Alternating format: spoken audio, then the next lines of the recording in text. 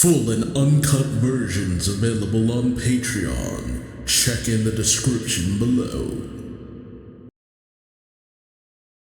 Greetings once again, Pokemaniacs. Duuz-Diz-Din back again with more of the Pokemon Adventures manga, where previously, after Platinum managed to overcome Volkner, the final gym leader that she had yet to challenge, she headed over to the Galactic Team HQ, Diamond arriving there first, having hitched a ride when one of the Lake Guardians was captured. He goes a bit undercover, even taking on the elite grunt he took on before. Platinum, with the help of the Unknown, rushes through the front door, making his way further and further in, while Platinum has just arrived at the front entrance. All that time, Cynthia has arrived right towards Cyrus to take him on for everything he's done to her family. What'll happen next? Join me as I find out, won't you? Alright, Chapter 72, Shunning Spiritomb. Cyrus and his Honchkrow face off with Cynthia and her Spiritomb. Cyrus telling her, "Cynthia, I remember now.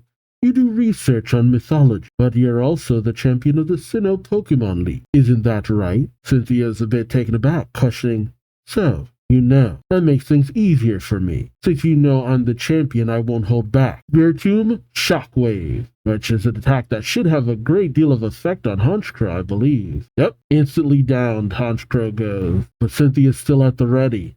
And she says, "I've learned all about Team Galactic and their evil plan, and I'm here to put a stop to it. I'm going to defeat you, right here and now."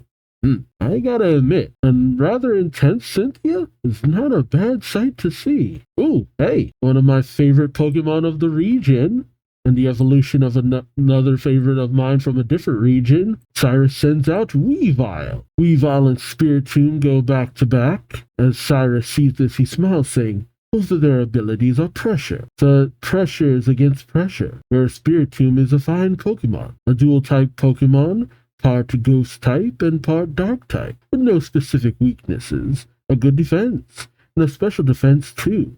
It's a tough Pokemon to defeat." Yeah, a lot of people from a lot of the videos that I've watched have said that Cynthia is like one of the top champions, especially in terms of her overall team composition. Her team makeup only lacks like one thing, and it'd be actually like really devastating. Cyrus says, in cases like this, one may disregard the type of the opposing Pokemon and simply deploy the strongest attack at one's disposal. Oh, suddenly Spiritomb faints? What happened? Cyrus, with a smile, says, "Could you tell what I did?" As Cynthia looks to her Spiritomb, she thinks, "I couldn't see what he did, but the status element is freeze." Yep, Spiritomb is froze over. She questions, was the attack Blizzard or Ice Beam? Whichever it was, Cynthia tries to throw a berry to Spiritomb, but Weavile throws something at it? One of its feathers? I actually don't know.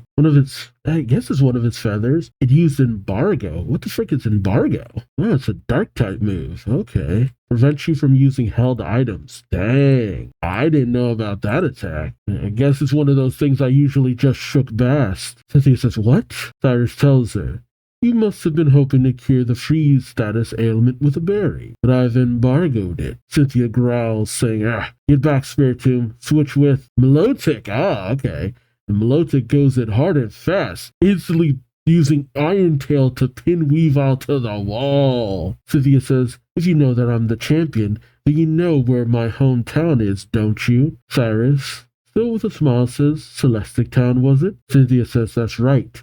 The town you attacked the other day, so you could break into our ancient ruin. Celestic Town is my home." Was it Cynthia's home? I thought she came from another region. Okay, so it's only in the manga. Yeah, apparently she comes from another region from what I remember. Yeah, I think one of the videos I was watching said that Cynthia didn't even, as far as anyone knows, come from the Sinnoh region. You saw the ancient frescoes. Ah, man, I haven't heard that word in a while. You saw the ancient frescoes in the ruin and figured out where the 3 legendary Pokemon were. Cyrus pauses and then says, "Oh, Weavile's up to something." Cyrus says, "I did indeed. Those paintings revealed a lot to me. I realized that the knowledge Pokemon was at Lake Acuity, with motion at Lake Verity, and willpower at Lake Valor. I knew all about them already. I just couldn't figure out where they were until I saw the cave painting. Then I knew, and that's when I decided where to drop the galactic bomb. Cynthia questions, but why Lake Valor? Cyrus explains, in the ancient past, these Pokemon were as one. Something we call the mind was split into 3 parts: knowledge, emotion, and willpower. Of those 3, what I value most highly is willpower. That is why I decided to bomb Lake Valor, the home of the willpower Pokemon. I will crush willpower with my willpower and ultimately control it.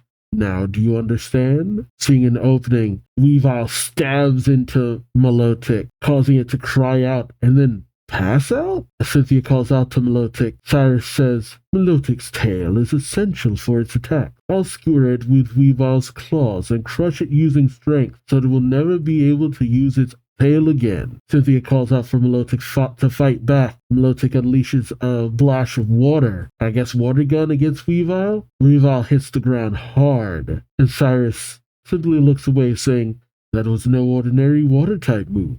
It was brine. Iron Tail is a steel-type move, which is Weavile's weakness. That first attack must have done some heavy damage, as we see Weavile still struggling on the ground. Cynthia says, and then came brine. The damage to Weavile will double now, like rubbing salt into the wound. Yeah, Weavile ain't in good condition. If it's not already out, it's on the verge. So Cyrus raises a Pokeball, calling out Gyarados, and brings out his own Gyarados. Interesting. Another of my favorite is Gyarados confronts Milotic. Cynthia says, this Pokemon is your trump card? I can tell from its appearance. Amazing. Milotic seemingly tries to use Tail Whip, but Gyarados avoids. Same with Milotic using some kind of wind attack. I guess Gust? I'm not really sure. And then it looks like Milotic goes for a headbutt. Each attack, Gyarados evades. Cynthia thinks to herself, I can't believe how fast it is. I have to slow it down somehow. Cyrus, now standing over by the opening that Cynthia made in the wall, says, you're so proud of your Milotic's speed, but it's no match for any Pokemon who is swifter. Daylight now shines behind Cyrus and through the entrance, blinding Cynthia, and she thinks, oh, that light, is it morning already? Cyrus then commands Gyarados, and it flies out through the opening. Yeah, of course, because Gyarados can fly. Cynthia says, what? As Gyarados flies towards the sun, Cynthia can't quite make out its figure, thinking, I can't see clearly with the sun glaring in my eyes. What is it doing? And then she realizes, saying, Dragon Dance? Cyrus says, now unleash your maximum attack upon the enemy. Giga Impact. Jeez. And Milotic is hit with a devastating attack, causing a massive blast and sending both Pokemon flying through the other side of the building. Cynthia recalls Milotic. As Cyrus says, it is said that Gyarados' rage will not settle until it has ravaged the landscape, the mountains and fields around it. I wonder how long its rage will endure this time. So then Cynthia sends out Garchomp, which, another of my faves, gotta get it in there. Cynthia thinks to herself, he's strong, too strong. Do I have the skill to face such a formidable enemy? This is the second time my Garchomp has opposed Cyrus. I watched Garchomp lose at Celestic Town when Cyrus damaged the ruins right in front of us. Yeah, Garchomp looks pissed. Although, watch is kind of heavy. You were there, right? Now Garchomp wants revenge. Suddenly, Cyrus gets a communication saying, Commander Cyrus, we're ready to create the second dread chain. As Garchomp bites into Gyarados mid-air, both Pokemon confront each other as Gyarados manages to knock Garchomp back. As Cynthia calls out to the enraged Garchomp, who is still deeply pissed. She thinks to herself, its rage is so intense, I may be able to use that move soon. No. Cynthia thinks to herself, even though Garchomp hasn't fully mastered it yet. But it's all or nothing now. Commands Garchomp to use Draco Meteor. Yeah, I love that attack. And a meteor shower comes falling from the heavens, right towards both Gyarados and Cyrus. Ooh, dang! Just pummeling into them instantly, destroying quite a bit of the building along the way. My God, the Draco Meteor is a tough one. What was the Pokemon I gave that to? Noivern. Yep, it was my Noivern. I gave it to Noivern, and I gave it to Zygarde, when I had them, and just effed up some characters. Like, man, Draco Meteor was like hell unleashed. At least I'm pretty sure Noivern can learn that. Or is it just, yep, it's Noivern and Zygarde. Yep, I had both of those Pokemon in Sun and Moon. I know I had Zygarde in Moon, and I had Noivern in Sword. And I think when I had Guzzlord, I also had it learn Draco Meteor. And I don't really know if it's like a special attack, but I know that it did some damage every time I unleashed it. Like, it did heavy damage. So I'm not surprised seeing it given like a lot of precedence here. But through the smoke from the attack, Cyrus's voice rings out. What an incredible attack. Was that really a Pokemon attack? Oh, jeez. Cyrus is messed up. But despite being bloody and bruised and singed, he looks at one of the elements from the attack, saying, a meteor. I've never seen this before. A move that calls meteors out of the sky? He grips the meteorite, the small meteorite nonetheless, saying, wonderful. Yet more evidence that space is filled with wondrous energies. He is crazy. Like, man, a lot of depictions show that Cyrus is off his rocker, but this I kind of appreciate him just taking in the awe of just like a move that calls meteorites from space. Wonderful. Like, dude, you ain't all there. Pity though, you use this move in anger before perfecting it. Suddenly something hits Garchomp, swinging around Cynthia on Garchomp's back. Oh no, it's losing power. It overexhausted itself. Yeah, I think Draco Meteor doesn't have a lot of PP, does it? Yeah, no. It has a max of 8. Yeah, right. Okay. Yeah, no, that explains why it's such a powerful move. Okay, I can see that. You used up all your power points on that one. Cyrus turns to Gyarados saying, look, despite being bombarded with all those meteorites, my Gyarados is still standing. Your Garchomp, on the other hand, can barely hold itself up after using such a powerful move. You have played your trump card, but you were unable to defeat me. I know you have nothing left, and all because of your emotions. You are both overconfident and rash. These were the actions of someone who cannot control her mind, her feeling. As I said, the human brain is flawed. My dear champion, our time together has been enjoyable, but it must come to an end. I am about to bind time and space. Now that the second red chain is almost complete, I have no more time for you. I must be off to Mount Cornet until we meet again. And he and Gyarados disappear in a gust of wind, blowing back Cynthia. And as Cynthia calls out, wait, Cyrus! He's gone. Cynthia then says, time and space. And then she realizes saying, Dialga and Palkia, I can't let him go there. It's not even so much that she was defeated. And Garchomp might have had a little bit more in the tank, but I don't know. And Garchomp was struggling. Dang. It's one of those things where if she had kept her head on her shoulders about that and not been so overconfident, she probably would have won this. Not used the move that took so much out. It's really interesting to see someone as put together as Cynthia just kind of lose her cool and lose because of it. Because Cynthia is nothing if not calm and collected, almost constantly. All right, chapter 73. Creeping away from Cradilly. Cradilly again. As the smoke from the extinguisher system continues to fill the area, Pearl is blinded with his weasel thinking to himself, I don't see anything.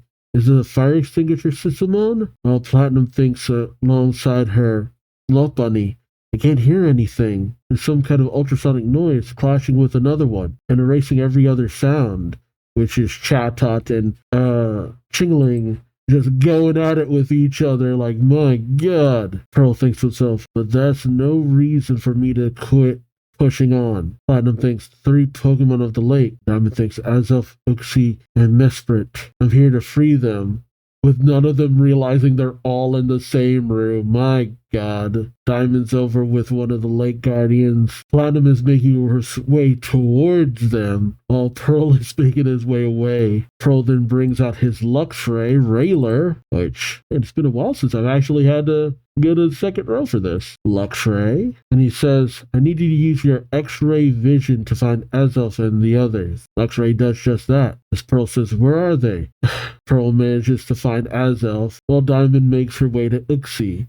All in the same room, and they still avoid each other and manage to find the legendaries. Dang. Diamond thinks to himself, thanks to all that noise and foamy stuff in the air, he still hasn't realized that Pearl and Lady are here. It's tough slogging through this, but it's a great cover for us. While the elite grunt says, nuts! My ears are ringing. Things are only going to get worse if I wait until this noise dies down. I won't let the 3 Pokemon be freed due to my negligence. Take this! And he hits a button on the back wall. Oh, it brings up partition that enclose the legendaries, including separating Platinum, Diamond, and Pearl from each other. The elite grunt says, let's see you get out of that one. Diamond says, the fog is starting to clear. Platinum looks around saying, what is this? While Pearl and Weasel bang on the wall saying, we're trapped. Pearl then goes over to where Azelf is, captured and says, I can't think about that now. I have to put Azelf first. I'm coming, Azelf. I'll be there in just a sec. He then finds the release button on the capsule. He says, there. He presses it, but nothing. He says, huh? Nothing's happening. What's going on? Luxray then pokes Pearl, and Pearl questions, what is it, Railer? Luxray points to the wall and shows Pearl what he sees. He says, Lady and Uxie, and Dia and Misfred. They're having the same problem too. He bangs on the walls again, saying, hey, Dia, Lady. But suddenly something hits Pearl and his Pokemon, knocking them off their feet. Oh, it's Haunter. Pearl says, oh no, the enemy's Pokemon are here too. As we see Platinum's Empoleon and Lopunny taking on Cradily, while Diamond's Torterra and Munchlax are taking on Gibble, which... Gibble, I criticize the fact that Ash never evolved his Gibble, but given how much trouble this Gibble is giving Diamond and his Pokemon, maybe it's better than I thought. Diamond has Torterra use Woodhammer on Gibble. Platinum has Empoleon use Aqua Jet on Cradily, while Pearl has Infernape, which didn't see it before, but I'm seeing it now, so Infernape. Use Flame Wheel on Haunter, but it's a bit of an even match all around. Pearl says it wasn't very effective. Guy's strong.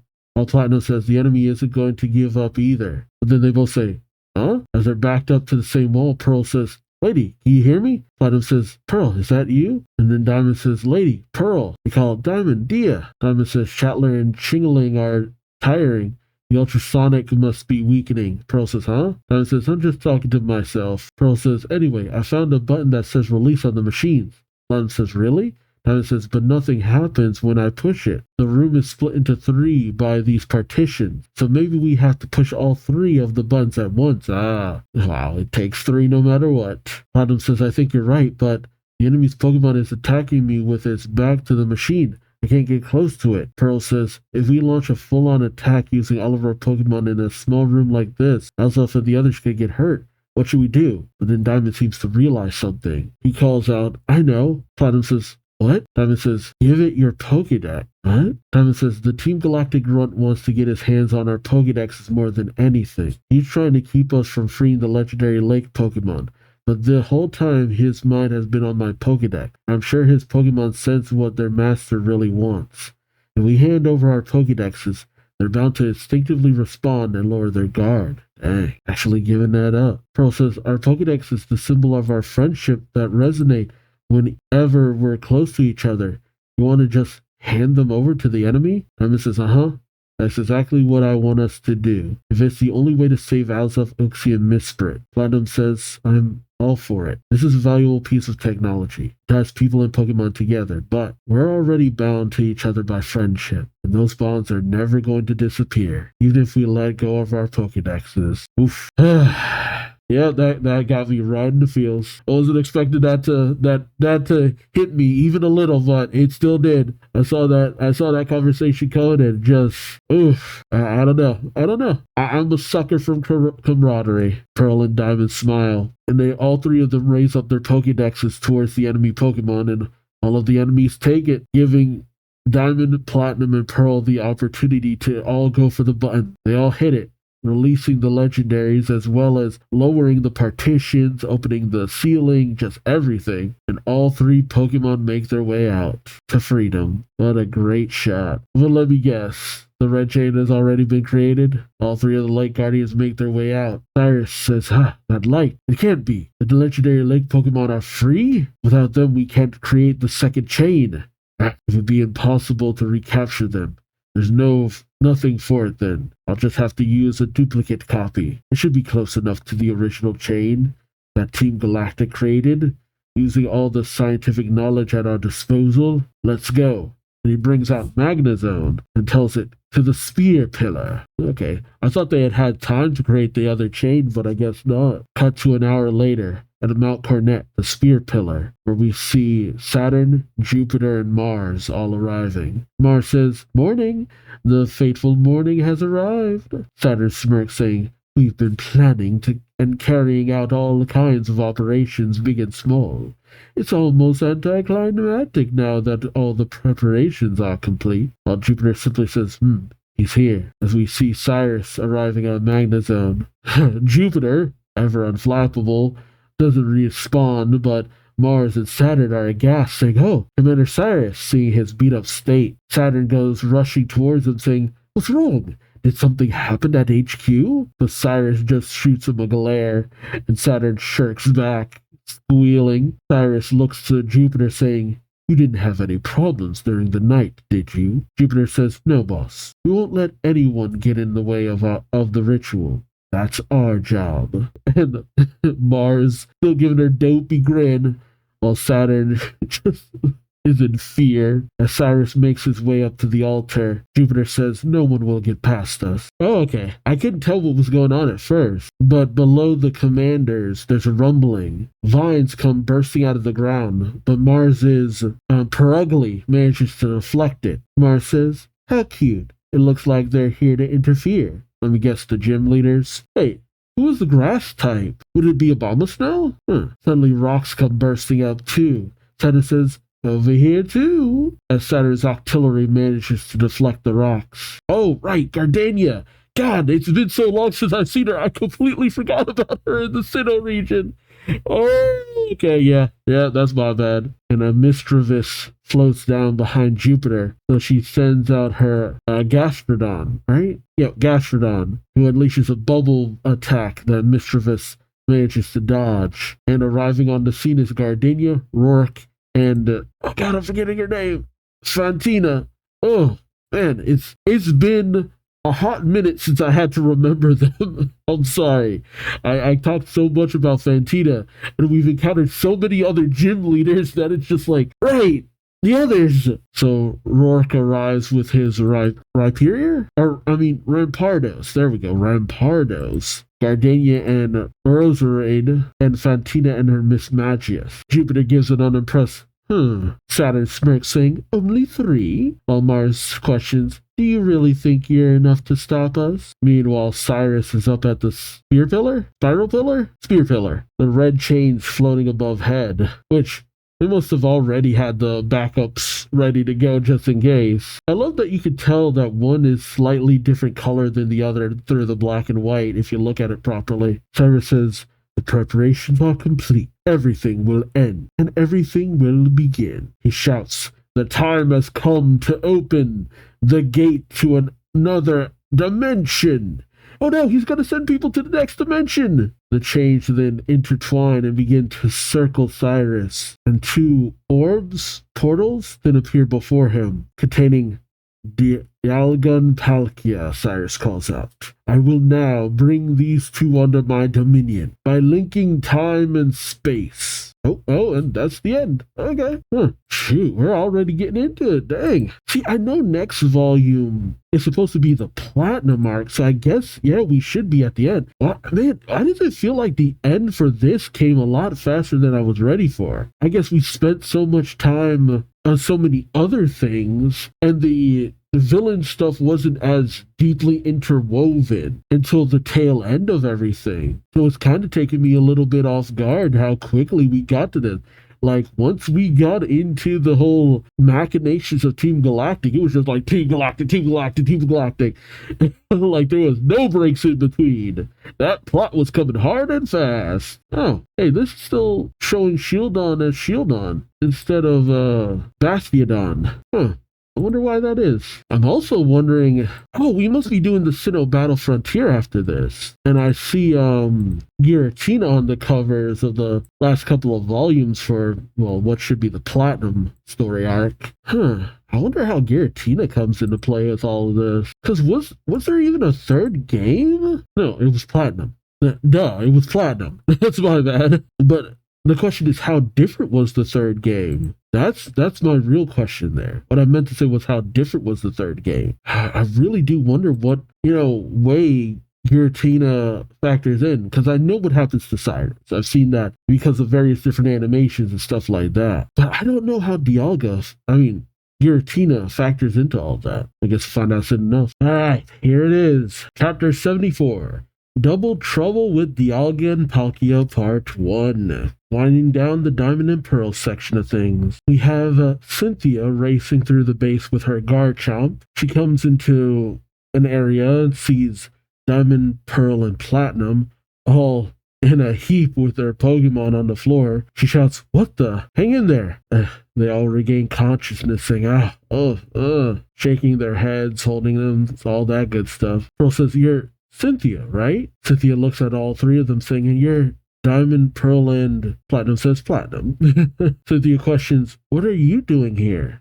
Pearl says, "Saving the 3 legendary lake Pokemon." Platinum explains, "Together we pushed 3 release buttons at the same time." Pearl says, "Then the roof opened up and the 3 legendaries flew out. There was a flash of light and..." Cynthia says, "You mean you freed them? Azelf, Uxie, and Mesprit?" I will not miss having to say all those names. Diamond says, "Yep, but in exchange for their freedom, we gave up our Pokedexes." Cynthia questions, "What do you mean?" Diamond says, "The grunt we were fighting really wanted to get his hands on them, so we gave him our Pokedexes to distract him.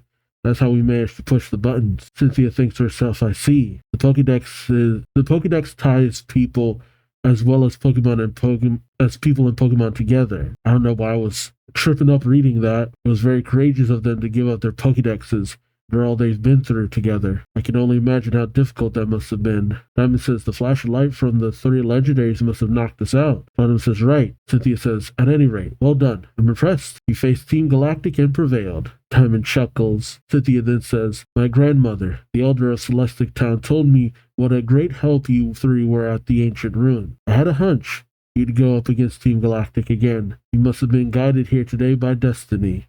You got that right. Pearl says, "Come to think of it, I was so busy fighting I forgot that it's been a long time since we've seen each other." Platinum says, "That's right. I'm so glad you're both well."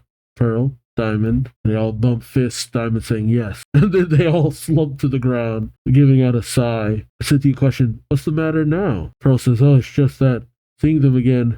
Platinum says, "All of a sudden I feel so relieved." Diamond's stomach rumbles as he says, "So hungry." Pearl says, "Hey, you're all scratched up yourself, Cynthia. What happened?" Cynthia says, "Huh? I just had a little battle myself with Cyrus, the Team Galactic boss." All 3 of them are in shock as they come to where Cynthia and Cyrus did battle. Looking at the state of things, they question, "What the?" Pearl turns, saying, "Cynthia, who are you exactly?" Cynthia says, "Remember the first time we met at Eternia City?" Pearl says, "Sure, in the field next to that spiky building." Cynthia explains, "That building was one of Team Galactic's bases, just like this one. Acted as if I were just passing by, but actually I was there to help free someone who was being held captive in there." Pearl questions, "Rad Rickshaw, the owner of the bicycle shop, right?" Cynthia says, "Right. I've been pursuing Team Galactic and Cyrus in particular all this time. Cyrus is a dangerous man. You may have freed the 3 Pokemon from the lakes, but that doesn't mean we've stopped Cyrus or Team Galactic. As he left, Cyrus said he was going to Mount Cornet. I thought he went back inside. but the building is empty. The only ones left are the grunts at the entrance, and they're busy fighting unknown. She's still fighting the unknown. 3 of the gym leaders arrived at Mount Cornet. Where's everyone else? So, Rourke, Fantina, Gardenia at Mount Cornet. Is Volkner still training Maylene and Candace? And then there's Byron. Don't know where he's at. And where's Crasher Wake? And there should have been enough time for them to at least get halfway to wherever they needed to go. I figured they either were going to come here to back everyone up or they'd be at Mount Cornet. Diamond turns to the door saying the grunt we were fighting has disappeared too. Cynthia says, I think it's safe to say that the field of battle has changed. He marches forward saying, Mount Cornet, let's get to the spear pillar. And as usual, Cynthia's on her bike as everyone else is on Garchomp. As they pass Cafe Cabin, Putnam says, we're finally going to Mount Cornet. How strange. That's where we were headed from the very beginning, to the peak of Mount Cornet. Pearl says, yes, Cynthia called it destiny. Well, Diamond says, maybe we were meant to go on this journey together all along, and to get delayed so we could do something important here and now. Platinum then says, oh, by the way, Diamond, there's something I've been meaning to give you. Here. Diamond says, a Pokeball? Platinum says, there's a Pokemon inside. There were a ton of Ice-type Pokemon near Snow Point City Gym. After my gym battle, Candace suggested I catch one for a friend as well. And when I saw this Pokemon, I thought you two would look good together. Oh, it's a Mamoswine! Oh, crap! And somehow Mamoswine always finds its way into the possession of Dawn or Platinum, I guess. I was still kind of taken off guard when I found out that Dawn in the anime had a Mamoswine. That just did not feel like it fit her aesthetic. Honestly, had Diamond had a Swinub from the start, that also would have fit his personality. Diamond thinks, nice to meet you. Your name will be... Well, Pearl says, huh? Lady, you mean you had a gym battle at the Snow Point City Gym all by yourself? Oh, all by yourself? Yeah, kinda. Platinum says, yes, and I won too. Not only Snow Point City, I bet the gym leader from Sunny Shore City as well. And she shows off all 8 of her badges. Looking good. I still think back to the days when the badges weren't really acknowledged to this degree. But here they're shown off as items of prestige, like, yeah, badges, instead of just tools or just a throwaway situation. I mean, even for Sapphire, they were treated kind of prestigious, but I don't know. The way Platinum gained her badges, even though it was a lot of happenstance, they're just, I don't know, it feels like there's more honor to it, because she wasn't just trying to speed run this. She trained up before each one and did her best. Whereas, I guess because with Sapphire, it always felt like she was just always on top of it through most of her gym battles. Like, she just had it. Like, I got you. Like, nah, I'd win every single time. But with Platinum, she really had to grow stronger in order to achieve these at each turn. She had to take in things from the people around her, really hone in, lock in, and get the job done. I think that's why I feel there's a lot more honor behind this, because Platinum wasn't someone who started off strong or had the intention of being strong, but she became stronger along the way because she felt like she needed to, in both mind, body, and spirit. And I don't know, there's something really nice about that. Not downplaying Sapphire by any means, like Sapphire, get it done. But I'm just impressed with Platinum's journey. Diamond says, wow, lady. Pearl says, woohoo! That means you've collected all the badges. You're amazing. Diamond says, yes, and thank you. Oh, I'm sorry, Pearl. I wanted to get you a Pokemon too, but Pearl says, don't worry about it. I already have 6 with me. And really, the best present is knowing that you fought 2 gym battles without us and won. Diamond says, that's right. Thank you, lady. Platinum says, not at all. I'm glad they're happy for me, she thinks to herself, as she unzips her bag and sees something. Is it the Regigigas? She says, huh? And she ponders what she's looking at for a second. Pearl and Diamond then call out, lady, lady! Platinum says, yes? Diamond points out, look. Pearl says, we're almost there. Mount Cornet. And Cynthia tells them, okay now, hold on tight, as they enter a cave. Meanwhile, I gotta say, this is such an unceremonious arrival for Dialga and Palkia. It's just like, boop, they're there. They're in a dormant state, just ready to be taken. I expected a more grandiose entrance and all that. Then again, let me guess, the fake red chain doesn't work out, it breaks, and they just go rampaging. It's gonna be wild to see what happens there. I mean, the region is still intact. We can't have that. We gotta at least have one city get destroyed. Alright, as Cyrus, commanding the red chain, gets ready, he says, Dialga, the beat of your heart is the flow of time. Palakia, the breath of your legs, of your lungs, hold space in place. The time has finally come. I have succeeded to awaken you. Now, open your eyes. Make my most fervent wish come true. They do just that, awakening. Awaken, awaken, awaken, awaken. Cyrus says, everything is ready for the appearance of the greatest being of Sinnoh, its legendary Pokemon. Dialga and Palkia's feet crash to the ground as they roar towards Cyrus. Okay, yeah, now that's a little bit more intimidating. It's like, who disturbs our slumber? It's like, you want to get crushed, little man? And the rumbling reaches to where Rourke, Fantina, and Gardenia are battling against Saturn, Jupiter, and Mars. Gardenia questions, what's going on? Saturn looks around saying, it appears the boss has begun the ritual. Or maybe he's already succeeded. He sneers at the gym leader saying, too bad for all you gym leaders. You came all this way to Mount Cornet, but it looks like there's nothing for you to do here. Rourke shouts, what? As Mars waves with a smile saying, that means there's no going back now. Okay, Rourke says, even if that's true, our minds are set. We'll do whatever we can to protect the Sinnoh region. And all three of their Pokemon rush in. Saturn says, what can three gym leaders do against the combined forces of the commanders of Team Galactic? But a voice calls out, only three? We aren't the only ones who have come here, you know. As Octillery lets off an ink shot before it can hit Rampardos, the blast of water cuts it off, as we see Crasher Wake arriving with his Floatzel, also through a hole. Everybody's using Dig to get here. Oh, hey, the voice calls out, that's right. As we have Abomasnow pop out with Maylene and Candace. Candace says, we're here too. Okay, I was wondering. Saturn says, what the? More of them?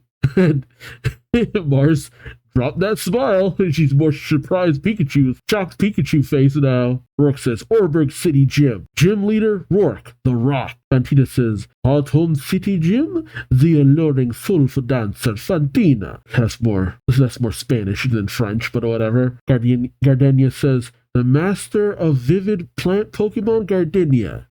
Candace says, did I call her Caitlin before? Candace. Snow Point City Gym, the Diamond Dust Girl, Candace. Maylene says, Veilstone City Gym, the barefoot fighting genius Maylene. And Crasher says, Barrelstone City Gym, the torrential master Crasher Wake. All gym leaders on the scene. Well, except for two. But it's a cool pose to strike. As Rourke calls out, together we are the Sinnoh region gym leaders. Yeah! Love it when the gym leaders assemble. Good stuff every time. I swear, the manga makes the gym leaders feel like superheroes. I wish we got more of this in the anime. Like, the gym leaders all together in one place. Because they always felt so disconnected in the anime. But in the manga, when they're all together, it's just like, oh man, the greatest fighting force of the region assembled, baby. Saturn gets angry saying, it doesn't matter how many of you there are. Jupiter says, hold on, Saturn. The issue isn't how many, but how. Saturn questions, what do you mean, Jupiter? Jupiter says, well, we've stationed grunts at every strategic point on Mount Cornet, and we've been monitoring the sky with spy cameras.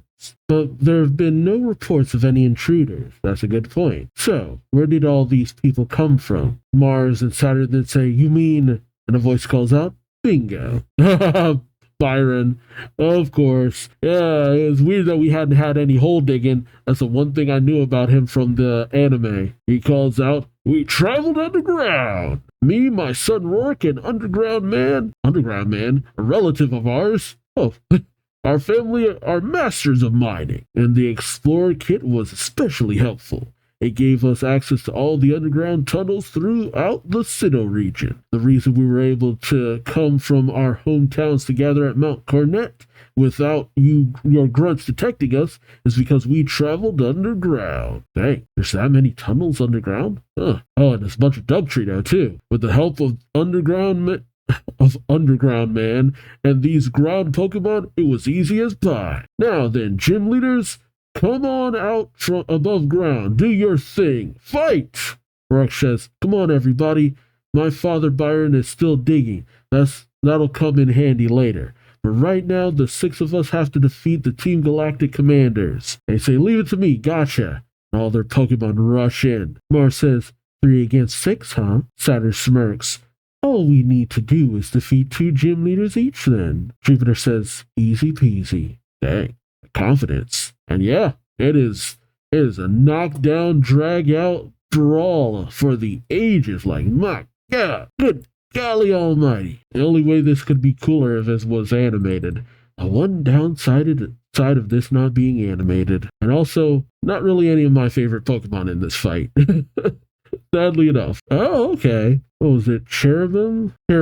Yeah. We see Perugly injure a Cherub and then go for the finish, only for it to be plucked underground by Byron, hit with a potion, restored, and it goes back in, bashing away Perugly. Oh, that's good stuff. Yeah, they're just bringing down the Pokemon, or at least spraying them from underground, as we see Krogunk really giving Rampardos the what for. And Byron says, good, we won't have any problems fighting the commanders using this tactic. It's smart. There's only one problem. The 2 legendary Pokemon have already appeared. Yeah, that's the thing. You got your hands filled with the commanders. Who's taking on Cyrus? Alright, in the last chapter of this video, chapter 75, Double Trouble with Dialga and Palkia Part 2. As Cyrus commands the red chain, he says, he thinks to himself, Dialga, Palkia, with the power of the red chains commanding you to battle one another, the energy begotten when time and space clash, out of that will arise a new world. Oh, he wants them to fight. Oh God. And they go at it. Shoot. Well, that's not good. In the resulting clash, Byron and Underground Man are hit by a few rocks. Byron turns saying, are you okay? Professor Rowan, Mr. Berlitz? Like, what are you guys doing here? Rowan says, huh? I suppose we're just a burden to you after all. Byron says, what are you saying? We can take care of Team Galactic ourselves, but we need your knowledge to deal with those 2 legendary Pokemon. I'm counting on you. Rowan turns saying, ready, Mr. Berlitz? Berlitz says, yes. Beginning measuring the space-time units. We'll convert the warps in the magnetic field into numbers and compare those with normal values. Our chance of victory is hidden in those calculations, they say, as Dialga and Palkia continue to clash. Oh, we see Volkner on his Poketech reading a text message saying, calling all gym leaders, gather at Mount Cornet immediately for more information. And then Volkner deletes the message. Wait, what? I thought you wanted to fight, bro. He tells his Pokemon, let's go home. But then he senses something, saying, I feel funny all of a sudden. If I remember correctly, this way leads to Send-Off Springs, doesn't it? But then he notices something as a ripple in space and time appears before him. He says, what the heck is that? As Mount Cornet continues to rumble, Cynthia says to the art trio, we can reach the spear pillar by climbing this cliff. If I understood correctly, Cyrus needed the 3 legendary lake Pokemon to create a red chain, but he needs 2 chains for his grand plan. 2 chains? And as he was leaving, I heard him say the second chain was almost completed. But since you freed the 3 legendaries, you prevented him from creating the second chain he needs. In other words, Cyrus came here with only 1 chain. That means he isn't 100% prepared to execute his plan, and that gives us a hope of defeating him, she says as several bits of the spear pillar come raining down from above, then being blocked by Garchomp as Cynthia tells them to duck. Drummond says, Cynthia, look. He says, huh? Impossible, it's Dialga and Palkia, as she sees them rumbling up ahead. Pearl says, Dia, are the legendary Pokemon up at the peak? Drummond says, huh? Pearl says, I can't see them. The space around us, everything's being distorted. Oh God. Yeah. The art perspective is getting weird. Oh God. Oh, is he caught up in it? Diamond calls out Pearl as Pearl starts to get warped. Oh God. Does it hurt? Jesus. A voice calls out, how extraordinary. Oh, okay, it's Professor Rowan. Mr. Bullet says, Professor Rowan, these numbers are over the top. And Rowan says, and how? Byron looks at the reading saying, unbelievable. The two of them are battling? Rowan tells him, in the distant past, two legendary Pokémon, Groudon and Kyogre, had a fierce battle in a far-off region. They were driven to battle by their fighting instinct. In comparison, this battle between Dialga and Palkia is wholly unnatural. Two Pokémon who are not in conflict are locked in battle. It's as if someone is deliberately forcing them to fight. Wait, weren't they fighting in that one movie? Huh, interesting. And then again, their fight did cause a lot of problems, so them fighting is never a good thing. Byron says, and that someone must be Cyrus. He's the one who we need to put a stop to. Meanwhile, with the gym leaders and commanders, or admins, I should say, looks like Candace and Maylene are getting that rematch. Hey, oh, did they already deal with Mars and Jupiter? Oh my God. I mean, Saturn and Mars. Huh. Dang, Jupiter's the last one standing. Rourke and Wake step in, saying, one more left. But Candace says, Rourke, Commander Jupiter, we will stop you ourselves. And Jupiter says, I'm ready for you. Dang, man, she cold as a mug. Yep, no, I've had her too hot. Tangrowth used his natural gift, while Candace has Abomasnow use Ice Shard, while Maylene has Riolu use Aura Sphere. The attacks cross, hitting the opponents, and Tangrowth and Jupiter go down. And Jupiter just kind of gives a show of acknowledgement as she passes out. Dang, good stuff. Oh yeah, Tangrowth's attack, it hit to the side of Abomasnow, so their attack hit first. Nice. Candace says, we won, Tottenham, just like we promised, using our new skills. Crasher says, Candace, Maylene, well done. Rourke tells the others, now the only one left is Cyrus. We have to hurry up and get to the spear pillar. They all make their way up the stairs, but the space up the stairs starts to warp and distort. Oh, this is some Dio Brando shit. As Rourke says, now the only one left is Cyrus. We have to hurry up and get to the spear pillar. As they make their way up the stairs, he says, huh? What? And then space starts to warp again. Byron calls out, hey Rourke, what are you doing? Why are you going up and down the stairs over and over again? Rourke calls out, Dad, help! Antita says, Mon Dieu, we are trying to run up the stairs. Well, Gardenia says, but we aren't getting any closer to the spear pillar. Rourke says, something's happening, has warped the space around us. Crasher says, space and time, the same moment as is repeating, Byron. Byron says, Professor, what's going on? Rowan says, call the gym leaders back here. And suddenly, beneath the gym leaders, Doug Trio pop out and bring them underground. I love the little image of Fantina just like holding her skirt, hiding that modesty. Underground is no place for a ball gown. Byron addresses everyone saying, Rourke, Gardenia, Fantina, Maylene, Candace, and Wake, listen up. Rowan then speaks saying, what you just experienced is a distortion in time and space created by the clash between Dialga and Palkia. Rourke then says, distortion in time and space? Rowan says, in this distortion, things that are nearby will be far away. Things that are above will be below, and the past will be the future. The distortion is growing larger by the moment. At this rate, we won't be able to get near Cyrus. Gardenia then questions, what do we do then? Rowan says, that's why I've been looking for a route that will safely take us to Cyrus. Antita says, we? And you have found it? And Rowan and Mr. Berlitz give a nod. Meanwhile, as Dialga and Palkia continue to clash, you see just the air just swirling around them. Energy building up above them. Honestly, it mostly kind of looks like they're hugging each other. Like, come here, buddy. Cyrus calls out, it's starting to appear. The vortex, which will engulf everything. Everything is unfinished. That is unfinished will be wiped away, and all will be completed. I've done it. Success at last. He begins to cry. It almost looks like bloody tears. That is so metal. He commands them, roar, fight, louder, stronger. And then goes, huh? As the ground beneath him begins to erupt, and it's almost like he's shot upward. Oh, no. he's suddenly surrounded by the gym leaders and all of their Pokemon. That is so cool. He says, wait, was he wearing mascara? Wait a minute. Is that why his tears look colored? Was he wearing mascara?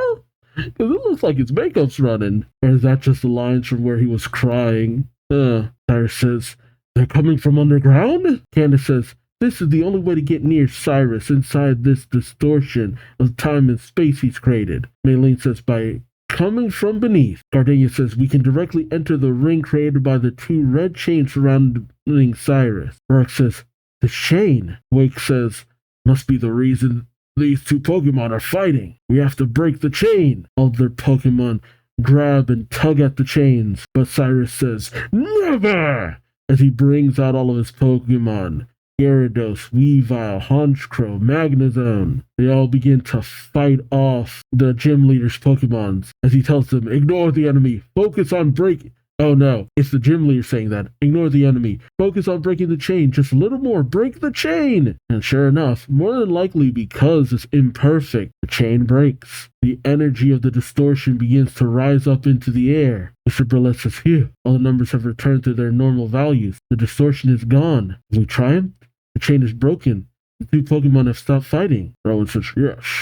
The gym leaders have defeated Team Galactic and reestablished peace. Mr. Bullet, are you certain the numbers have returned to their usual value? Bullet says, yes. Why? What's the matter, Professor? Professor? Oh, Rowan begins to distort as well. He says, we were too late. The distortion already reached the underground passage. Candace calls out, we broke the chain, but... Winks finishes saying, the two legendaries are still fighting. Cyrus tells them, holding the broken chain, there's no stopping them now that they have begun. You cannot halt the creation of the new world. However, my power over them has been halved. How dare you break even one of my precious chains? How dare you! God, looking like Devil Man. Meanwhile, while back with our trio, Diamond calls out, Pearl, what's wrong? Pearl says, the space around us is all distorted. Dia, I can't tell if you're standing in front of me or far away. Cynthia calls out, what's going on? Diamond calls out for Pearl and says, wait, I'm going to help you. Oh. So, again, Cynthia says, what's going on? Diamond calls out for Pearl and says, wait, I'm going to help you. And reaches out, but goes, huh? Yeah, he pauses for a moment. Platinum saying, did the same thing just happen twice? Diamond's still pondering. As Platinum says, did the same thing just happen twice? You're messing with me. Oh man, this is oof. No matter how many times we deal with this legendary BS, it just gets freakier each time. Platinum cries out and then looks to her Poketech, saying, the watch application on my Poketech is malfunctioning as well. Cynthia says, it's not just space that's begun distorting, but time as well. Come over here. She grabs at Platinum while Diamond helps Pearl. Dialga and Palkia then lift off into the air and begin to face off, clashing their energies, creating more and more of an energy force between the two of them. Diamond calls out, whoa, whoa, whoa. Pearl says, the distortion is getting bigger and bigger. Cynthia tells them, it must be because Dialga and Palkia are fighting. Platinum questions, Dialga and Palkia? Cynthia tells them right. The blue one is the Pokemon that represents time, Dialga. And the purple one is the Pokemon that represents space, Palkia. Diamond says, I've seen that Pokemon somewhere before. Pearl says, oh yeah. Platinum turns to them saying, that's right. At the ruins in Celestic Town. We saw their pictures on that wall fresco at the entrance of the ruin, didn't we? I love the inclusion of the word fresco, because that's what they are, fresco paintings, but even still, it's just like, oh, you didn't even have to include that word. Pearl says, that's not all, lady. That huge statue at Eternia City, too. Now that I'm seeing them in person, I can tell. That was a statue of both of them combined. I wonder if the people who made the statue saw the two legendaries inside the distortion of time and space, too. Oh, so like you saw them in the distortion, and so they looked amalgamated and stuff? Oh, that's freaky. Diamond says, and so they thought it was one Pokemon? Pearl says, exactly. Now that I've experienced the distortion myself, it's clear. We can't ignore this. We have to do something about it. Cynthia says Pearl is right. At this rate, the distortion could consume all of Sinnoh. And worse, it could have even more horrific ramifications. But suddenly she loses her balance and falls to her knees. Yeah, between the battle she had and then the bicycle ride, I'd be surprised if she wasn't kind of running on empty at this point. Also, you got to have the trio actually do something. Actually having the champion here is just like, in any given normal situation, Cynthia could just handle this on her own. But she falls to her knee. Well, she takes a knee. No, she falls to both knees. Dang. Platinum calls out to Cynthia, and Cynthia turns to her saying, I'm all right. I just haven't recovered yet from the battle at Veilstone City. And maybe this distortion is jeopardizing our health. Yeah, that's entirely possible too. In any case, we're going to have to confront Cyrus. We'll just have to brace ourselves and get up to the spear pillar as fast as we can. Ready? They'll say yes. She brings out Garchomp. Garchomp flies them towards the two legendaries clashing. But this catches their attention, and they both unleash, what is it, the Roar of Space and the Roar of Time at them? Isn't that their two signature moves? I think so.